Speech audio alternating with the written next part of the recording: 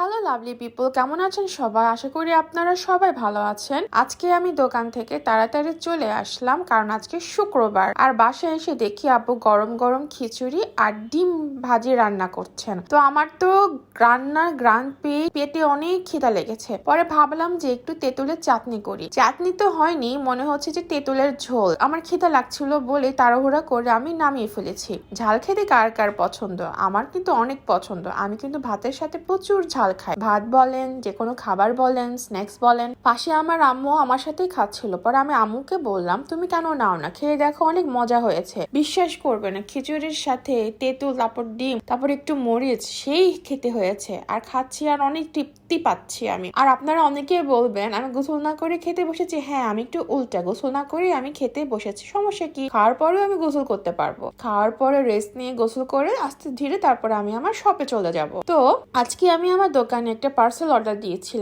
দিয়েছিলাম বলতে গতকালকে আসছিল। ওইখানে কিছু হলো ছিঁড়া ছিল, আমি ওইটা চেঞ্জ করার জন্য বলেছি। তো ওনারা পাঠিয়ে দিয়েছেন অনেক তাড়াতাড়ি, ভালোই সার্ভিস দিয়েছেন। যাই হোক, তো আমার বাসায় শুধু আজকে আমি, আমার আব্বু আর আম্মু আছি। আমার ভাই, ভাইয়ের বউ, ভাইয়ের মেয়ে তারা দেশে চলে গেছে। আমার ভাই মেয়েটা নেই, ঘরটা কেমন খালি খালি লাগছে। কারণ একটা বাচ্চা যদি হঠাৎ করে না থাকে বাসায়, ঘর একদম শান্ত হয়ে যায়। আর বাসা থেকে যদি কোনো মানুষ কমে যায়, তাও কিন্তু অনেক নিরিবিলি হয়ে যায়।